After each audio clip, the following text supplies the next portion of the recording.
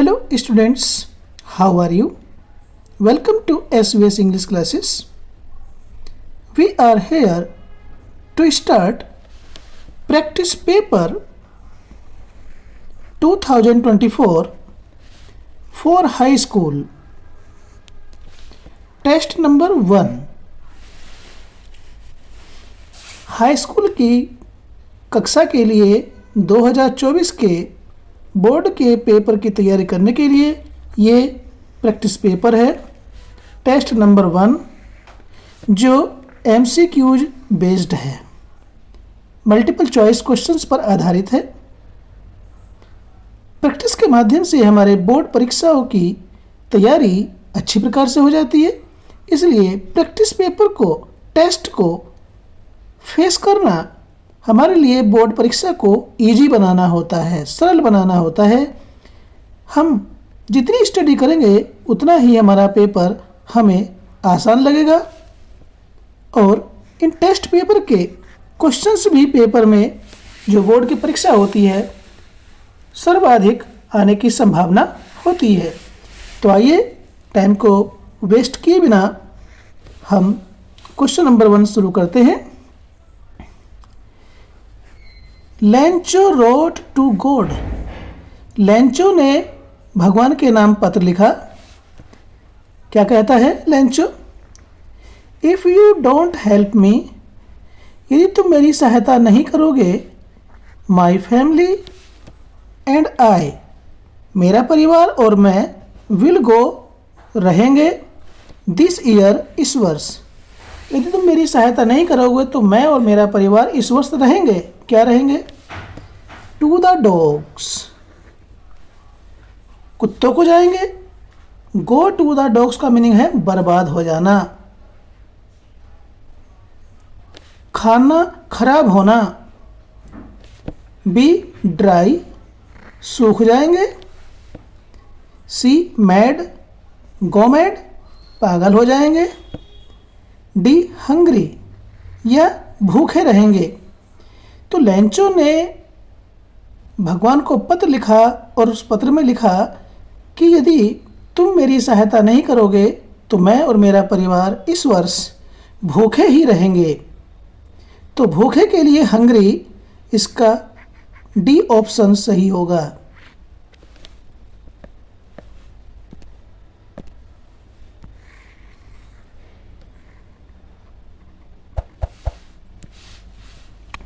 Question number 2, according to Mandela, Mandela के अनुसार what is the greatest wealth of a nation?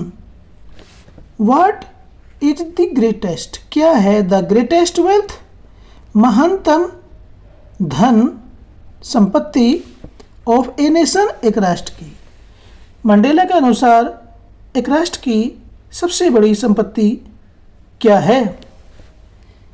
A minerals, उस राष्ट्र के खनिज पदार्थ, खनिज लवण।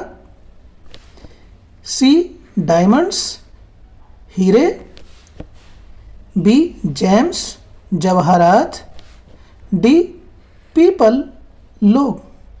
तो मंडेला के अनुसार प्रिय छात्रों, एक राष्ट्र की सबसे बड़ी संपत्ति उसके लोग होते हैं, उसका जन समुदाय होता है, इसलिए इसका सही ऑप्शन डी होगा।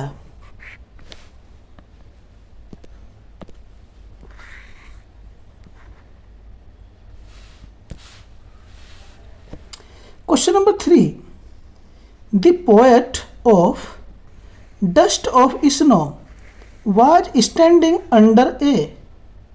डस्ट ऑफ स्नो नाम की कविता का कवि वाज स्टैंडिंग, खड़ा हुआ था, अंडर, नीचे, ए हेमलॉक ट्री, एक जहरीले विषैले पौधे या पेड़ के नीचे। बी बैनियन ट्री, बरगद के पेड़ के नीचे। सी पीपल ट्री, पीपल के वृक्ष के नीचे। डी नीम ट्री, या नीम के पेड़ के नीचे। तो स्टूडेंट्स, पोएम के अनुसार पोएट एक विषैले पौधे के नीचे खड़ा हुआ था और वो विषैला पौधा है या पेड़ है हेमलॉक ट्री। सही ऑप्शन ए होगा। Question number 4, who is the poet of the poem fire and ice? Fire and ice नाम की कविता का कवि कौन है? A Leslie Norris, B Caroline Wells, C Robert Frost, D Robin Killin. तो स्टूडेंट्स, फायर एंड आइस का जो पोएट है वह रॉबर्ट फ्रॉस्ट है। इसका सही ऑप्शन होगा सी।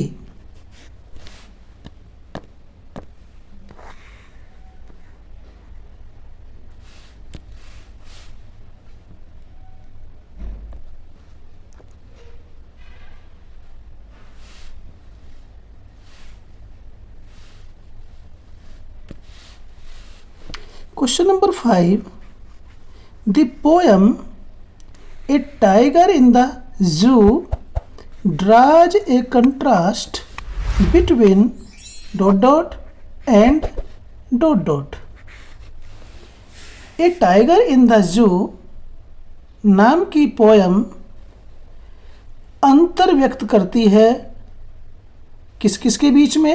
ए एनिमल्स, पशुओं, एंड ह्यूमन बींग्स और मनुष्यों के बीच। ए टाइगर इन अ जू, a tiger in a forest, चिड़ियाघर में बंद टाइगर के बीच और जंगल में रहने वाले टाइगर के बीच अंतर व्यक्त करती है या अंतर को दर्शाती है। सी ए टाइगर इन ए जू, चिड़ियाघर में बंद चीते के, ह्यूमंस और मनुष्य के। डी ह्यूमंस मनुष्य, टाइगर इन फॉरेस्ट या जंगल में रहने वाले चीते के। तो स्टूडेंट्स, हमने यदि ये पोएम पढ़ी है और हमें ध्यान होगा ए टाइगर इन द जू के अंदर जो कहानी है वह एक जंगल में रहने वाले चीते और दूसरे चिड़ियाघर के अंदर रहने वाले चीते के बीच अंतर को दर्शाती है। दोनों चीते ही हैं, एक जू के अंदर है, दूसरा फॉरेस्ट के अंदर है, तो इसलिए इसका सही ऑप्शन बी होगा।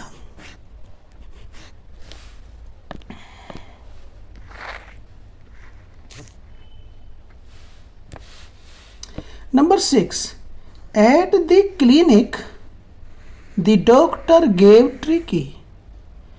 अपने चिकित्सालय में डॉक्टर ने ट्रिकी को दिया, क्या दिया? ए फ्रूट्स, फल एंड वेजिटेबल्स और सब्जियां, बी इंजेक्शन दिया, सी नो फूड फॉर 2 days, 2 दिन तक कोई खाना नहीं दिया, डी चॉकलेट्स या उसे चॉकलेट दी।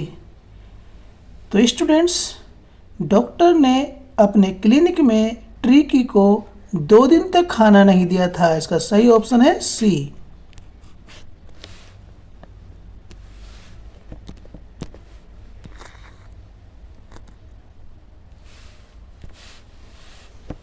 नंबर 7, अनिल जानता था, but neither his lips nor his eyes showed anything. परंतु न तो उसके होठों ने और न ही उसकी आँखों ने ऐसा कुछ दर्शाया। क्यों नहीं दर्शाया? कि वो कुछ जानता है। A he wanted Hari to realise his fault on his own. वह चाहता था कि हरी अपनी गलतियों को खुद महसूस करे। B he had informed the police about. उसने पुलिस को इस बारे में जानकारी दे दी थी। C he wanted to give him another chance. वह उसे एक और मौका देना चाहता था। D he was charmed by Hari's smile, वह हरी की मुस्कुराहट से आकर्षित हो गया था। तो स्टूडेंट्स, अनिल ने न तो अपने होठों से कुछ ऐसा व्यक्त किया और न अपनी आंखों से कि उसे सब मालूम है, जबकि वो जानता था, फिर भी उसने अपनी आंखों और होठों से कुछ भी व्यक्त नहीं किया, क्योंकि वह उसे एक और मौका सुधरने का देना चाहता था। इसलिए इसका सही ऑप्शन होगा सी।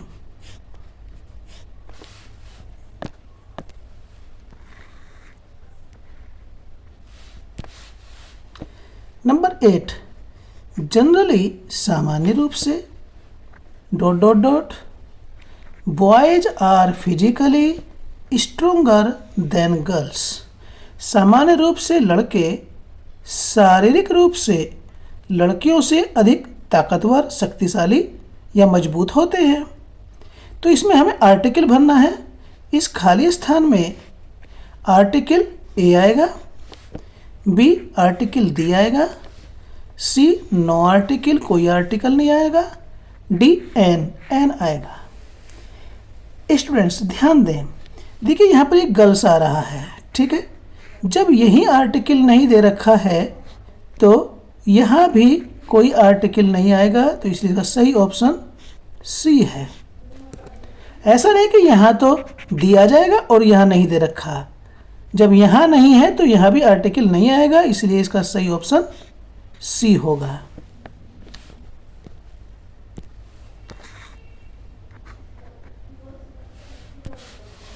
Number 9, a very beautiful temple is being built at Ayodhya, Ayodhya में एक बहुत ही सुंदर मंदिर का निर्माण किया जा रहा है। ये सेंटेंस हमारा पैसिव वॉइस में है, प्रेजेंट कंटिन्यूअस टेंस की। तो इसमें करना क्या है, आइडेंटिफाई द एडजेक्टिव। इस सेंटेंस के अंदर जो एडजेक्टिव है, विशेषण है, उसको पहचानना है।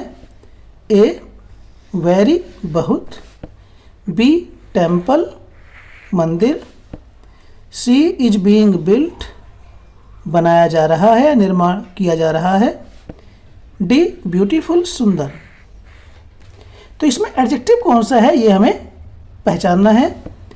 तो स्टूडेंट्स, ये जो वेरी है ये एडवर्ब है,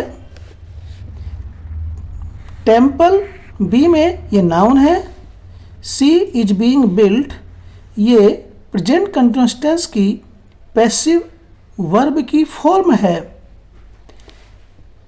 और डी ये एडजेक्टिव है, क्योंकि ब्यूटीफुल यहाँ देखेंगे ये टेम्पल से पहले आ रहा है, तो ये ब्यूटीफुल इसमें एडजेक्टिव है, तो सही ऑप्शन डी होगा।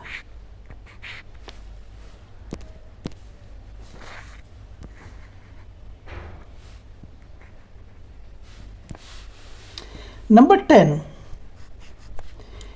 ही writes a letter to his father, वह अपने पिता को एक पत्र लिखता है।